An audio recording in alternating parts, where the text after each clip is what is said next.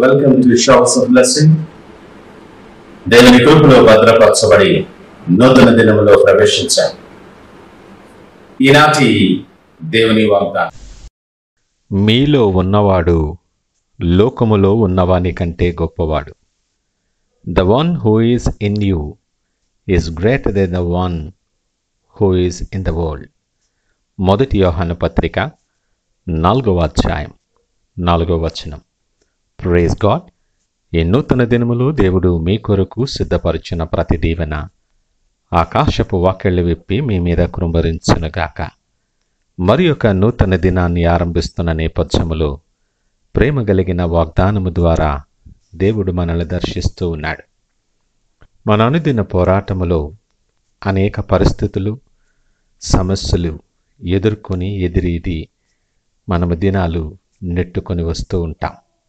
ఒక్కొక్కసారి చాలా అలసిపోయి సొమ్మసిల్లిపోయిన పరిస్థితులు ఉంటాయి. ఏంటి ఈ పరిస్థితి అని బలహీనపడిపోయినటువంటి పరిస్థితులు కూడా మనందరికీ అనుభవమే. నీవు బలహీనపడిన కొలిది నీ శత్రువు అనేక రకాలుగా నిన్ను చుట్టుముట్టి భయపెట్టి నిన్ను కృంగదీసి వేదనలో మనల్ని త్రోసివేస్తూ ఉంటాడు. మనమెంతో బాధగా వేదనలో మనము సతమతం అవుతూ ఉన్నప్పుడు మనలను చూసి అవహేళన చేస్తూ ఉంటాడు. ఈ పరిస్థితి చాలా బాధాకరమైనటువంటి స్థితి. మనకు కోపం వచ్చినా, ఎంతో వేదన కలిగినా, అవహేళన చేయబడుతున్నా ఏమీ చేయలేని పరిస్థితుల్లో ఉంటాం. ఈ నేపథ్యంలో మన మీద మనకే కోపం, మన మీద మనకు నమ్మకం కూడా నెమ్మదిగా కోల్పోతూ ఉంటాం.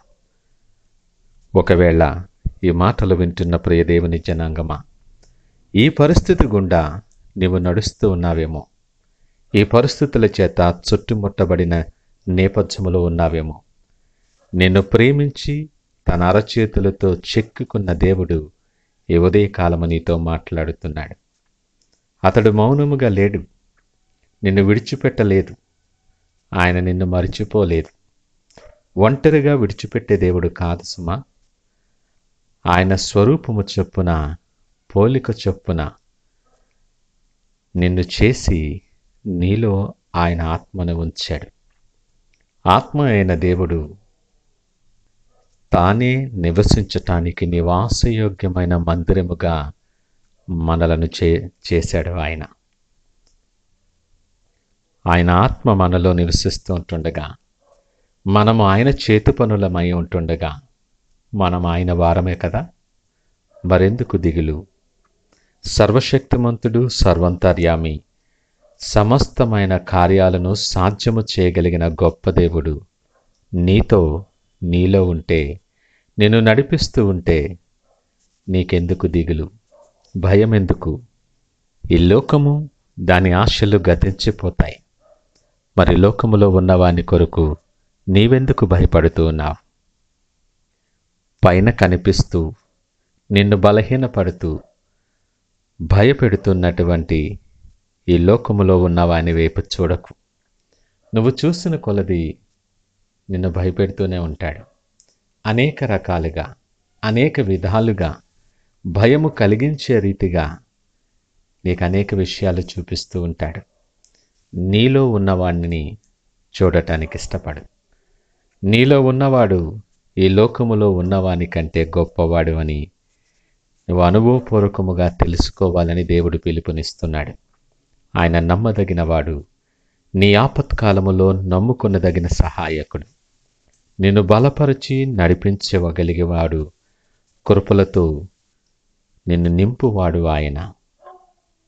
నీ జీవితములో అనుగ్రహించబడిన ఈ నూతన దినములో లోకములో ఉన్నవాని వైపు చూడక, నీలో ఉన్నవాడు బలవంతుడని, నీ అడుగు తడబడనివ్వడని, నీ పాదము తొట్టులనివ్వడని ఎరిగి నమ్మి విశ్వాసముతోను ప్రార్థన పూర్వకముగా ఆయన సిద్ధపరిచిన మార్గములో నడవటానికి సిద్ధపడి దినాన్ని ఆరంభిద్దామా? ప్రార్థించుకుందాం. మహోన్నతుడు, నమ్మకమైన మా యేసయ్య, వందనాలు, స్తోత్రాలు. ఈ ఉదయకాలము మాతో మీరు మసూటిగా మాట్లాడారు. అవును, అనేక భయాల చేత ప్రభువా మేము చుట్టబడి కృంగిన స్థితిలో మేమున్నాం. మాలో మీరు ఉన్నారని గ్రహింపలేనటువంటి ఆ బలహీనత మమ్మలను ఆవరించి ఉంటుండగా ఈ ఉదయకాలం నీ వాక్యము ద్వారా మమ్మల్ని ఎంతో ఆదరించి బలపరిచారు.